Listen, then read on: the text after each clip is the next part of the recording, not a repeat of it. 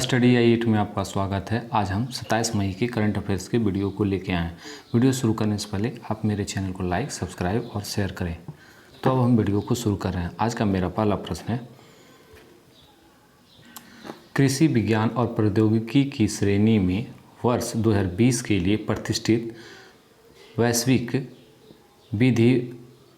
विधिक लक्ष्य औद्योगिक शोधन विकास केंद्र औद्योगिक अनुसंधान पुरस्कार किसने जीता है? Option A doctor A Gopal Krishnan, B Saurabh Sen, C Gaurav Dev, D Suman Arpit Dev. तो इसका राइट आंसर है option A doctor A Gopal Krishnan. Doctor A Gopal Krishnan कृषि और विज्ञान प्रौद्योगिकी की श्रेणी में कृषि विज्ञान और प्रौद्योगिकी की श्रेणी में वर्ष 2020 के लिए प्रतिष्ठित वैश्विक औद्योगिक अनुसंधान पुरस्कार जीता है। वह ICR केंद्रीय समुद्री मत्स्य अनुसंधान के निर्देशक हैं। इस पुरस्कार में 1.51 लाख रुपये नगद पुरस्कार दिए जाते हैं, साथ ही प्रशस्ति पत्र भी दिए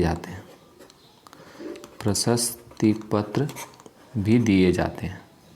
तो इनके बारे में बस इतना ही। आज का दूसरा प्रश्न, भारतीय नौसेना ने किस प्रणाली की मिसाइल का सफल परीक्षण किया है? Option A surface to air, B air to air, C air to surface, D इनमें से कोई नहीं। तो इसका राइट आंसर है option A surface to air. भारतीय नौसेना ने सरफेस टू एयर प्रणाली की मिसाइल का सफल परीक्षण किया है, जो कम उड़ान वाले लक्ष्य को भेद कर अपनी जहाज आधारित सरफेस टू एयर मिसाइल प्रणाली का सफलतापूर्वक परीक्षण किया है। इसने मई में ओडिशा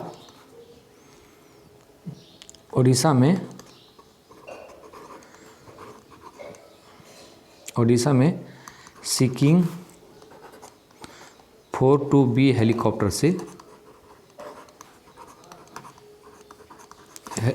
से पहली स्वदेशी नौसैनिक एंटी-शिप मिसाइल का सफलतापूर्वक परीक्षण किया है। इससे पहले ब्रह्मोस क्रूज मिसाइल के जहाज रोधी संस्करण का भी सफलतापूर्वक परीक्षण किया है। तो इनके बारे में बस इतना ही। आज का तीसरा प्रश्न, मूडीज ने भारत का करंट ईयर विकास अनुमान घटाकर कितना प्रतिशत किया है? Option A 9%, B 7.9%, D 8%, D 8.8%। तो इसका राइट आंसर है ऑप्शन डी 8.8%। अपने ग्लोबल माइक्रो आउटलुक 2022-23 के लिए मई अपडेट में मूडीज ने भारत के लिए कैलेंडर वर्ष 2022 के विकास के अनुमान को मार्च में किए गए 9.1% के पहले का पूर्वानुमान को घटाकर 8.8 कर दिया है। इससे पहले वर्ष इसने अपने 2023 के विकास पूर्वानुमान को 5.4% बनाए रखा है। वहीं बात करें तो मूडीज को उम्मीद है कि वर्ष 2022 में G20 अर्थव्यवस्था में 3.1% बढ़ेगी, जो 2021 में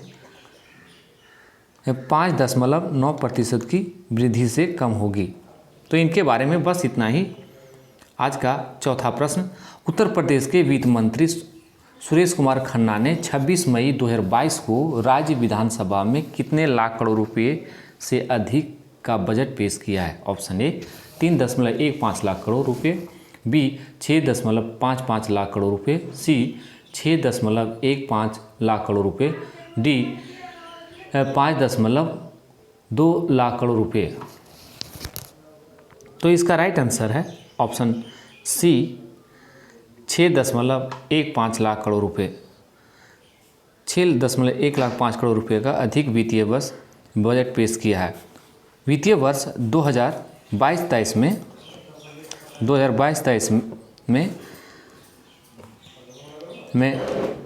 6,15,518.97 करोड़ रुपए में के बजट की योजनाओं के लिए 39,181 करोड़ रुपए का प्रावधान शामिल है। पुलिस वहीं बात करें तो पुलिस आपातकालीन प्रबंधन प्रणाली के तहत 730.88 करोड़ रुपए का प्रावधान से 112 योजनाओं का दूसरा चरण शुरू होगा।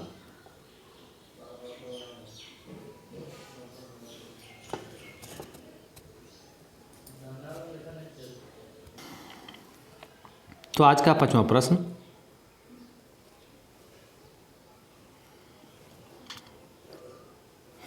कि भारतीय स्टेट बैंक का शोध रिपोर्ट इकोवर्प ने अपने नवीनतम संस्करण में वित्त वर्ष 2022 के लिए भारत की जीडीपी वृद्धि को कितने प्रतिशत रहने का अनुमान लगाया है?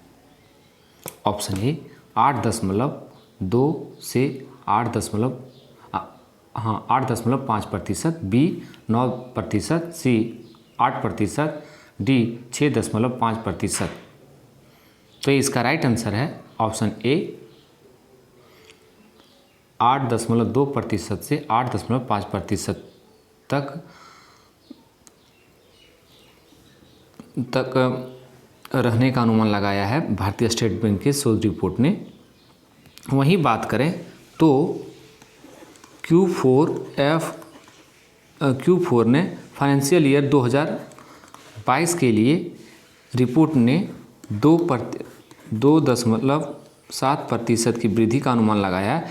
रिपोर्ट में यह भी कहा गया है कि केंद्रीय सांख्यिकी कार्यालय ने चौथी तिमाही में जीडीपी के 41.04 लाख करोड़ रुपए और वित्त वर्ष 2022 का वास्तविक जीडीपी वृद्धि को 147.7 लाख करोड़ रुपए का अनुमान लगाया गया था।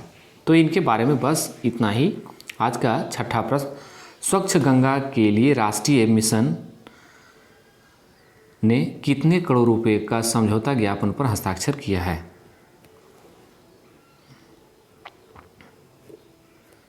ऑप्शन ए 234 करोड़ रुपए, बी 273.52 करोड़ रुपए, सी 322 करोड़ रुपए,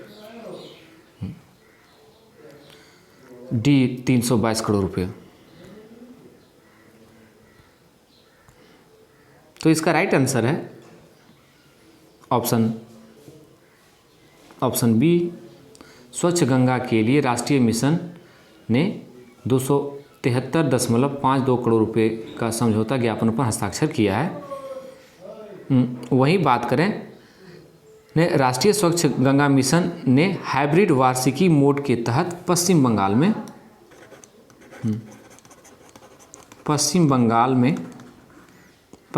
में महेश तल्ला के लिए सीवेज बुनियादी ढांचे के विकास के लिए दो चतुर्भुज समझौते पर हस्ताक्षर किया है। इसकी कुल लागत जो बताई गई है वो 273.52 करोड़ रुपए बताई है। इनमें एक समझौता NMCG कोलकाता के द्वारा किया गया है, जो metropolitan development authority Maheshtala west water management private limited और यूनियन बैंक ऑफ इंडिया के बीच एक एस्क्रो समझौता हुआ है। तो इनके बारे में बस इतना ही। आज का 7वां प्रश्न, राष्ट्रीय खनिज कांग्रेस का आयोजन कराने का फैसला किस मंत्रालय ने लिया है? ऑप्शन ए कोयला मंत्रालय, बी वित्त मंत्रालय, सी गृह मंत्रालय, डी इनमें से कोई नहीं। तो इसका राइट आंसर है ऑप्शन ए कोयला मंत्रालय। कोयला मंत्रालय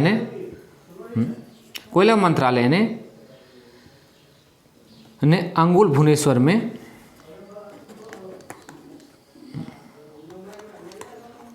अंगुल भुवनेश्वर में जेएसपीएल के कोयला गैसीकरण संयंत्र के क्षेत्रों के दौरों और राष्ट्रीय खनिज कांग्रेस का आयोजन करेगा। कांग्रेस के प्रमुख उपविषय है खनन में प्रौद्योगिकी को अपनाना, अल्मुनियम और इस्पात क्षेत्र में चुनौतियां और कोयला गैसीकरण और कोयले से हाइड्रोजन बनाने की योजना है। तो इनके बारे में बस इतना ही। आप कमेंट में बताएंगे कि कोयला और खनिज मंत्री कौन है वर्तमान में।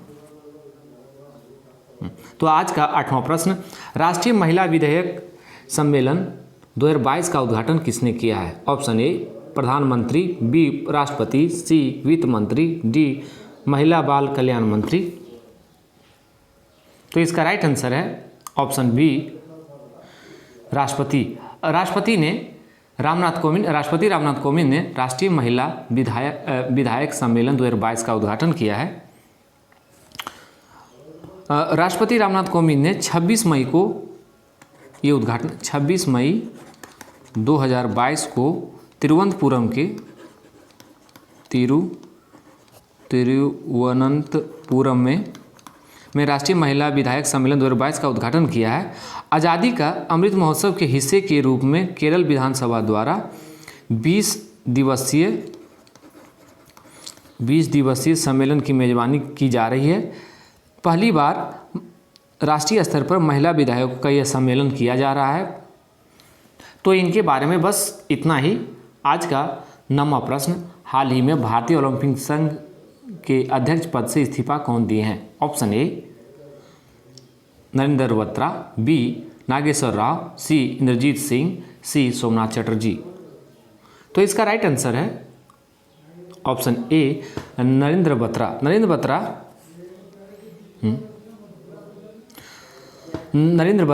भारतीय ओलंपिक संघ के अध्यक्ष पद से इस्तीफा दे दिए हैं।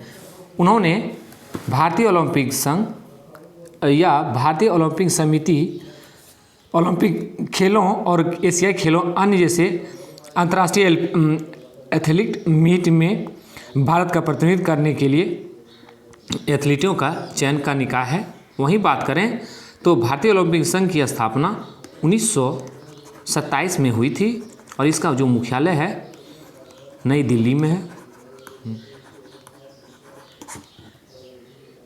तो कमेंट में बताएंगे कि 7 अगस्त को कौन सा दिवस मनाया जाता है? जो मनाने की घोषणा की गई 7 अगस्त को कौन सा दिवस मनाने की घोषणा की, कमेंट में बताएंगे। तो आज का 10वां प्रश्न, हाल ही में किस मंत्रालय ने राष्ट्रीय उपलब्धि सर्वेक्षण 2021 रिपोर्ट जारी किया है? ऑप्शन ए वित्त मंत्रालय, बी गृह मंत्रालय, सी शिक्षा मंत्रालय, डी इनमें से कोई नहीं। तो इसका राइट आंसर है ऑप्शन सी शिक्षा मंत्रालय। शिक्षा मंत्रालय ने हाल ही में राष्ट्रीय उपलब्धि सर्वेक्षण 2021 रिपोर्ट जारी किया है। यह जो है 3 वर्ष का अपरिवर्तन अवधि के साथ साथ कक्षा 3, 5, 8 और 10वीं के बच्चों को सीखने की क्षमता व्यापक मूल्यांकन और सर्वेक्षण करके देश की स्कूल प्रणाली की स्थिति का आकलन करता है। वहीं तो बात करें तो पिछली राष्ट्रीय उपलब्धि सर्वेक्षण 2017 में आयोजित किया गया था। वहीं बात करें तो शिक्षा मंत्री अभी वर्तमान में कौन है, ये भी कमेंट में बताएंगे। तो आज का अंतिम प्रश्न और 11वां प्रश्न, भारतीय सेना की पहली लड़ाकू एविएटर कौन बनी है? Option A Abhilasha Barak, D doctor Puneet Arora, C doctor Priya Jingle, D इनमें से कोई नहीं।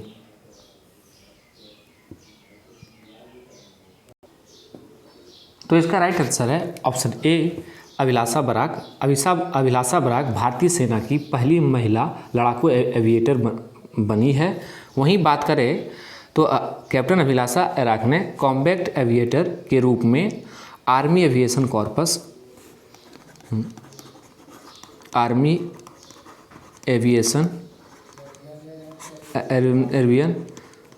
कॉर्पस में शामिल होने वाली पहली महिला अधिकारी बनकर इतिहास रच दिया है। वहीं बात करें तो कैप्टन बराक की उपलब्धि को भारतीय सेना उड़न के इतिहास में गोल्डन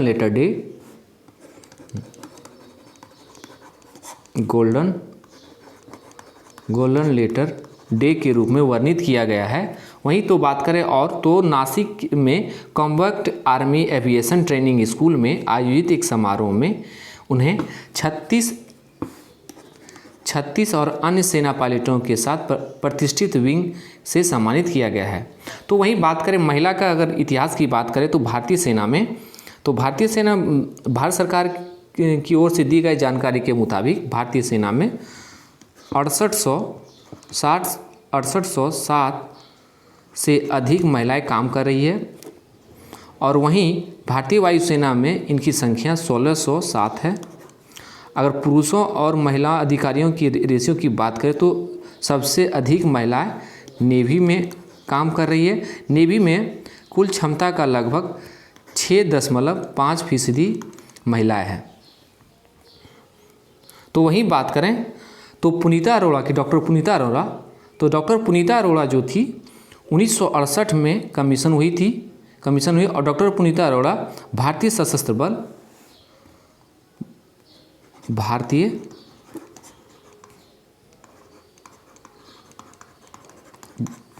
सशस्त्र बलों में लेफ्टिनेंट जनरल के पद और भारतीय नौसेना में वाइस एडमिरल के रूप में सर्वोच्च रैंक पर पहुंचने वाली पहली महिला है।